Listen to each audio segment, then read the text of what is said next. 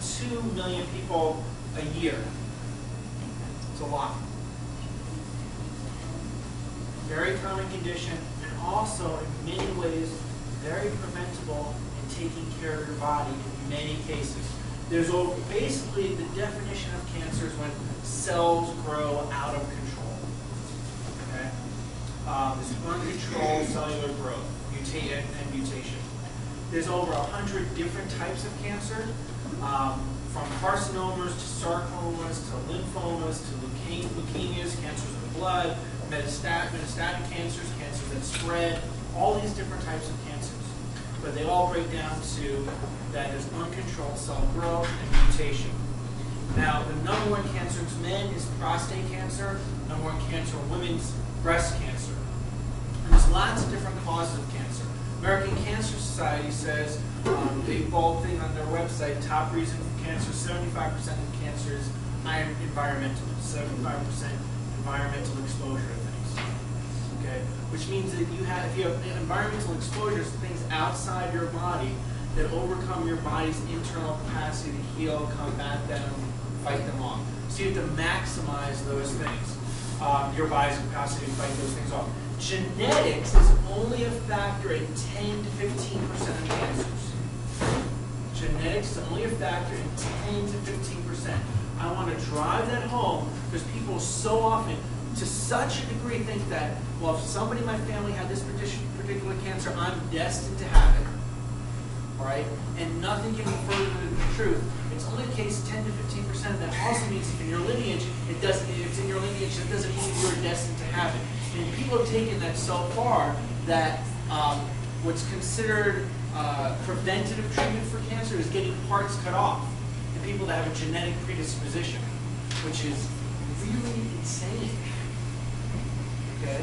If it's only 10 to 15% of the time. So you need to do things to strengthen your body in the first place. Stress is a huge factor, especially long-term stress. More so than genetics. Stress plays more of a part in terms of a person's rate of getting cancer than genetics.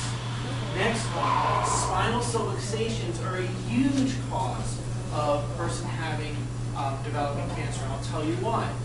What part of your body helps you adapt to stress?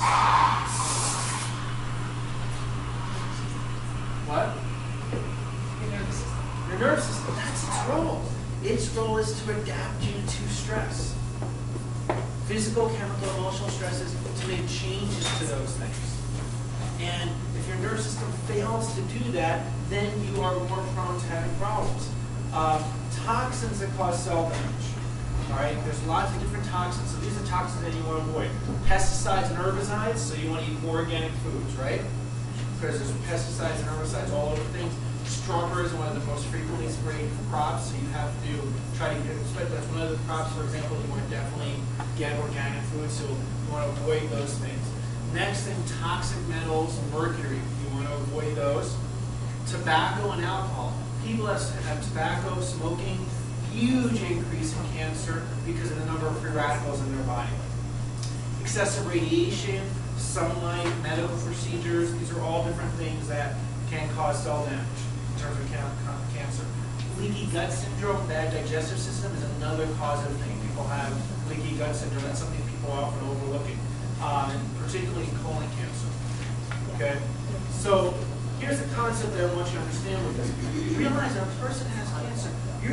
Everybody in this room has somewhere between 5 and 15,000 cancer cells in any given moment. Your body always has a certain number of poorly defined cells, cells that are mutating, but your immune system actually keeps those in check. It's its role through a couple different mechanisms that we'll mention. So it has special fighter cells that kill those off. But when it can no longer do that effectively, those cancer cells increase and there's more mutations.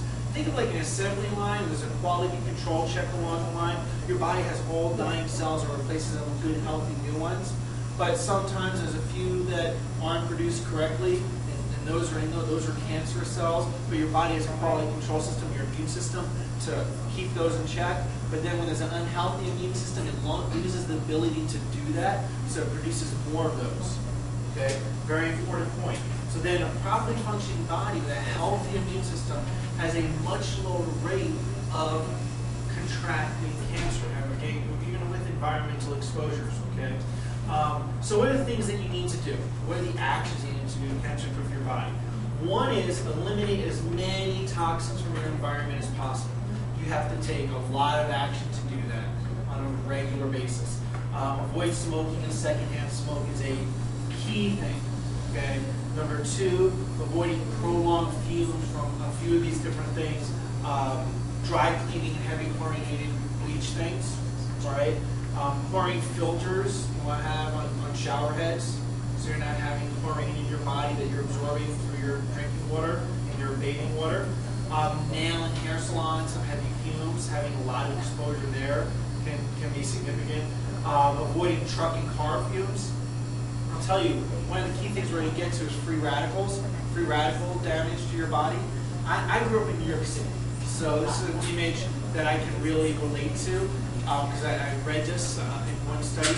If you have an image of, think of a bus going by you and it's spurting out some black smoke. You don't see that a lot in Boulder, but in New York City growing up, I saw that a lot. And that one pass of that bus with black smoke coming by, you have more exposure to free radicals in that 60 seconds, okay, than your ancestors had in their whole lifetime. So I want you to understand, that makes this environmental toxins and keeping your body as strong in terms of being able to fight off free radicals a huge priority in terms of keeping yourself healthy, helping your body prevent cancer naturally before it happens. Don't live downwind from power plants and manufacturing facilities. That's a good, or heavy traffic areas. That'd be a good thing. Drinking water. Drink filtered water all the time. Water, benzenes, nitrates, industrial compounds. There was a study done, I think it was last year, where they tested different cities' tap water, and they found an average 17 different medications in the drinking water. Okay, so it's just think about that when you're brushing your teeth and what's getting into your body. Herbicides, pesticides, avoid petroleum-based cosmetics. Petroleum-based cosmetics, because those are, again, carcinogens. Other things linked to cancers. Besides smoking, the other cancer stick is French fries. French fries are linked to cancer because frying, if you eat starchy foods fried at high temperatures, and also some cereals, basically high carb things fried, okay, creates an amino acid when it's heated that turns into a cancer-causing monster called acrylamide, ACRYLAMIDE. So that's the other cancer statistic other than cigarettes. Obesity. 1/3 of the U.S. cases are of cancer related to obesity. So when we do our weight loss workshop or our healthy nutrition workshops, it's really not just about being fit, but also reducing rates of cancer and how long you live. Cholesterol is linked to prostate cancer. That's something most people don't realize. They're worried about high cholesterol for cardiovascular health, but also it's related to prostate cancer. Antiperspirants. Antiperspirants are related to breast cancer. So you're better off not getting, I always tell people, don't get antiperspirants, get deodorants. Don't get something that's antiperspirant and a deodorant. Get just a deodorant. Okay? I actually was told that in grammar school, like in 5th grade by a science teacher. So a long time ago. But it's still true. Aluminum is related to Alzheimer's in addition to cancer. Sugar is public enemy #1. You want to get rid of as many white